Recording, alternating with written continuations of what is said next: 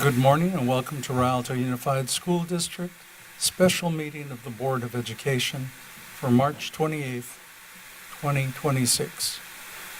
Any individual who requires disability-related accommodations or modifications, including auxiliary aids and services, in order to participate in the board meeting should contact the superintendent or designee in writing. We are called to order at 9 a.m. and we are in open session. Marie, would you honor us with the Pledge of Allegiance, please?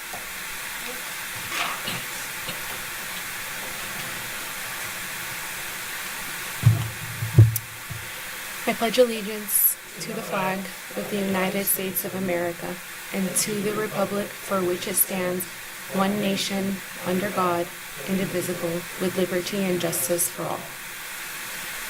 Thank you very much.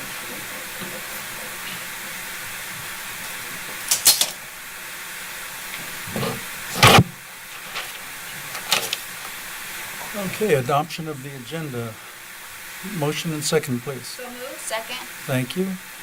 And, all right, all at once, aye. Aye. Okay. D, public comments. Comments on agenda items. Any person wishing to speak on any item on the special board meeting agenda will be granted 3 minutes. Okay. Then we have discussion item. E1, public official social media communications. District Legal Counsel will provide information and lead a discussion about law and court rulings affecting social media use by public officials, including the Brown Act and the landmark U.S. Supreme Court Garnier decision. The discussion will include practical advice for ensuring that public official social media accounts are clearly identified as personal accounts, not official district accounts. Take it away. All right. Well, good morning. Thank you for having me. My name is Marie, and I'm an attorney with Fagan, Friedman, and Fullfrost, and I'm here to speak briefly about what the Brown Act and the Supreme Court say about board members' social media use. I've prepared a short presentation with an overview of both, so let's dive in. I think I'm using this correctly. Perfect. Okay. So we'll start off with the Brown Act. Back in 2020, AB 992 passed, which made changes to Government Code Section 54952. And what it did was essentially clarify that board member usage of social media with respect to interacting with the public about items within the board's jurisdiction, and allowed board members to engage in conversations and communications on social media to answer questions, provide information to the public, as well as solicit information from the public regarding items within the board's jurisdiction. These provisions were actually supposed to end in the beginning of this year, but legislation just passed and continued the provisions indefinitely. And so this is currently the law. Generally, though, board members may use social media to answer questions, like I said, provide information to the public, as well as solicit information from the public. However, this is conditional. Social media use board members must exercise extreme caution when using social media. AB 992 also provides that a majority of the board cannot use social media to discuss amongst themselves business or items in their jurisdiction. Board members are also not allowed to respond directly to communications or posts on social media on topics within the board's jurisdiction if the post or comment is created or shared by another board member. So in effect, what this looks like is board member A posts, for example, an Instagram post on social media. Board member B may not comment or like or repost that social media post if it's within the board's jurisdiction. AB 992 also defines discuss among themselves, and it specifies that this includes the use of digital icons that express reactions to communications made by other members of the body. So that includes liking, disliking, favoriting, hearting. On Facebook, it has a ton of emojis that you can react with. Can't use that either. Members of the general public must also have the ability to access and participate free of charge in the social media platform without approval by the platform or a person and cannot be blocked unless the social media platform itself blocks them for violating their rules. So what this looks like is that there cannot be a private group that requires acceptance in order to see what board members are saying, and they cannot be kicked off that platform by the poster unless the social media platform itself kicks them off. So a key takeaway here is that board members should not in any way discuss or conduct business on social media with fellow board members. And once again, that means if one board member creates or shares a post on Twitter or Facebook or any other social media platform about a matter within the board's jurisdiction, other board members must not engage with the post at all. No likes, no replies, shares, retweets, comments, anything else that indicates some sort of interaction.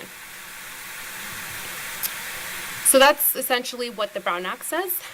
Moving on to guidance from the Supreme Court regarding board members' social media use. In O'Connor v. Garnier, the court clarified that only when school board members are acting as state actors and within their official duties, they are limited in their ability to block unwelcome content on their media pages. The court provided a two-part test. So part one, a public official's social media activity constitutes state action only if the official possessed actual authority to speak on the state's behalf, and part two, that public official purported to exercise that authority when they spoke on social media. So actual authority to speak on behalf of the district, and most board members' bylaws grant board members authority to speak on behalf of their district, and B, the board member purports to use that authority. And if that two-part test is met, then the board member's social media activity then constitutes state action. And if it constitutes state action, the official's social media page will be considered a public forum. If it's considered a public forum, then speech and social media comments cannot be regulated or restricted. You cannot block people. If it's not considered a public forum, therefore the two-part test was not met, then a school member may have a private social media page where they can freely block and delete unwelcome comments and content because they're not acting within their official capacity, and that social media page is theirs. So in summary, public officials may restrict or block users on personal accounts, but those restrictions are not allowed where the account functions as a public forum. To help prevent your social media pages from being considered public forums, we do recommend that your personal accounts include a disclaimer. The use of a disclaimer creates a rebuttable presumption that the page is personal and not the official speech of the district.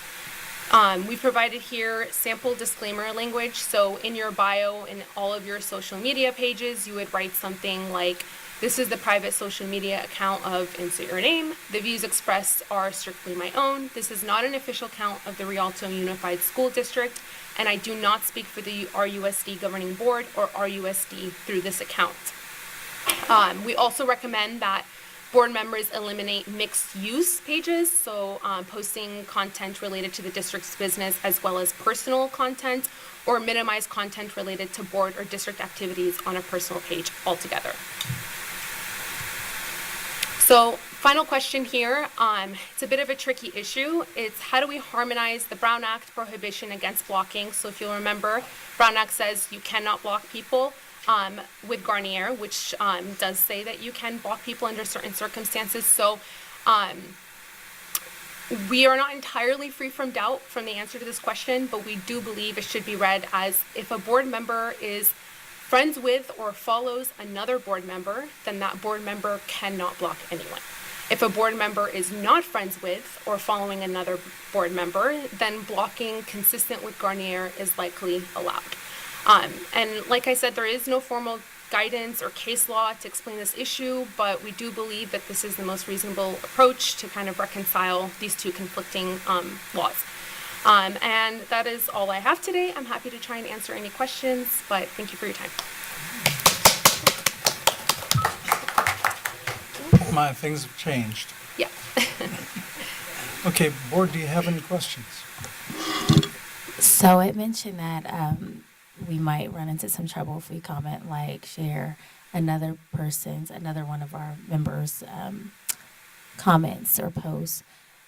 What if we just happen to have the same idea at the same time, didn't see each other's posts, and happen to mention something similar? How does that work? That would be okay, so long as you're not interacting with one another's posts and you're not technically discussing amongst yourself through separate posts, topics within the board's jurisdiction. Does that make sense? Thank you. Did I answer your question? Awesome. Any other questions? James, can I ask a question? Yes, absolutely. Clarification, I think it goes into a comment you made about having a personal social media account versus a board member account. And a board member with a personal account follow a board member with a board member account and hit like or comment on anything they may post? No. So, if you contain a personal account, you still, as a board member, cannot like or comment or interact with another board member's social media page. So regardless of a personal or board member Right. social account. Sticky word. How do you say? Picky. And I think I already know the answer to this, but say I post my cute babies and I say something about Rialto schools rock, and all of them are like, yeah, those kids are cute, and all of them post, a comment on the same personal page. They post from their personal page, something on my personal page, but it's all of them because my kids are cute. So it's a little bit gray, but if it's regarding the district's business, and so talking about Rialto school, kids might tread on the grayer area, on the area where you probably don't want to do that. Just any conversation regarding the board's jurisdiction or the district business, you should err on the side of caution and not interact with it at all, even if, it's a personal account to a personal account, unless the post is exclusively personal. If you had just posted, say, a picture of your own children and that was it, that would be appropriate. Okay, thank you. I'm not sure that everyone is familiar with Garnier, where the two board members got taken to task and they were sued individually. Can you give us some background on that? Sure. I have a little bit more information on that. I don't want to go based off of memory. I might start to butcher the case. But essentially, two board members there was a board member who had posted on social media, and then there was two parents who were constantly, I don't want to say harassing, but they were consistently responding, and at one point, I think within like 20-minute period, they had posted like 237 comments on that person's social media page. And then they were blocked. Those parents came and they filed a First Amendment complaint or lawsuit saying that they were not allowed to block because this is a public account and they're speaking as state officials, and therefore they do not have the right to block my freedom of speech. And what happened was the court essentially made a distinction by applying this two-part test by saying that they are only speaking as state officials on a public forum if they are speaking on behalf of their district or on behalf of their public entity and purport to use that authority.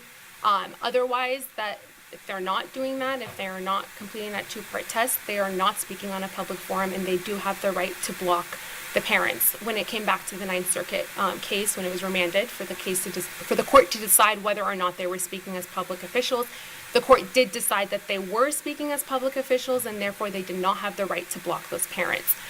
There were a few things that they made that determination. The board members had constantly been speaking about board member business. They represented themselves as board members on their social media. There was a lot of mixed use content in there. A few other elements that the court decided that they were in fact speaking as state officials. But the Supreme Court did make the distinction, though, that you should use a disclaimer, and that would help your case. That would create a rebuttable presumption that you are not, in fact, speaking as a state official. And so I don't know if that gave you enough detail to provide you with a more thorough summary, but off the top of my head, that is essentially the big picture summary of the court case. Better memory than I do. Okay, any other questions or comments? I just want a quick clarification. I know that, we as a board try to be supportive of one another. And, let's say Ms. Williams gets an award or whatever, and then we highlight that and say, hey, congratulations to Mrs. Williams or Mrs. Lewis or whoever on your board. and we would post that, is that a violation? Is that? If you are posting of Miss Williams, sorry, you said you're just. I'm just using it as an example. Just an example, like if, Yeah. like because I do see a lot of elected officials post on their personal, the same post on the personal and on their the official Yeah. page. So posting another board member, congratulating them, say you post a picture and you say they just were awarded this award, congratulations to them. That would not be a violation of the Brown Act. Posting it on your personal social media account does not automatically make that personal social media account into a public forum account. There would have to be sufficient evidence to overcome the rebuttable presumption that that is a personal account. And I can't speak with certainty, but I don't think that one singular post congratulating another board member would constitute switching that personal account to a public account. Okay. Does that make sense? Yeah. Okay. It's definitely a gray area. Yeah, I mean, yes, definitely. But, you know, yeah, as all the laws. Any other comments, questions? Okay, seeing none. Okay. Thank you very much. Thank you. Appreciate it. Good information. Okay.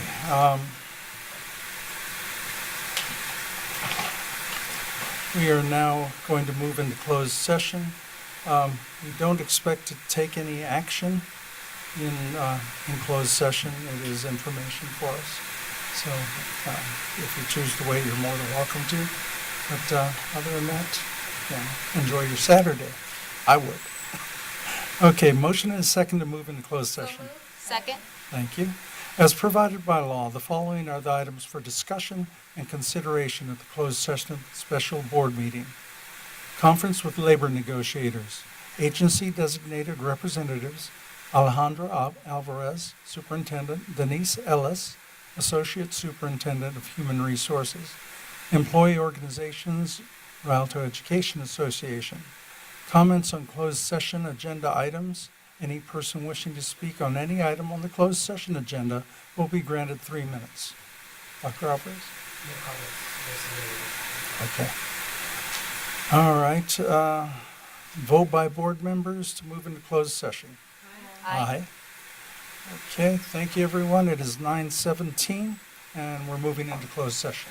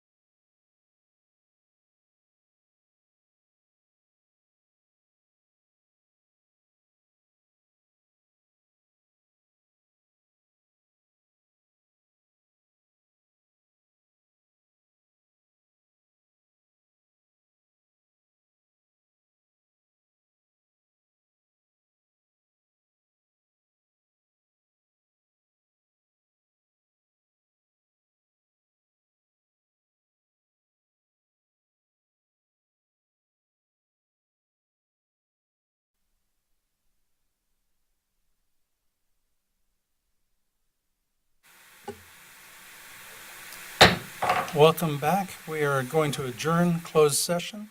Motion and second, please. So moved. Second? Thank you. All board members, all at once? Aye. Aye. Okay, time is 10:24. We return to open session and report out of closed session. Dr. Alvarez? Nothing to report out. Okay, we move to adjournment. Motion and second, So please. moved. Second? Okay, vote by board members to adjourn. Aye. Aye, and time is 10:24.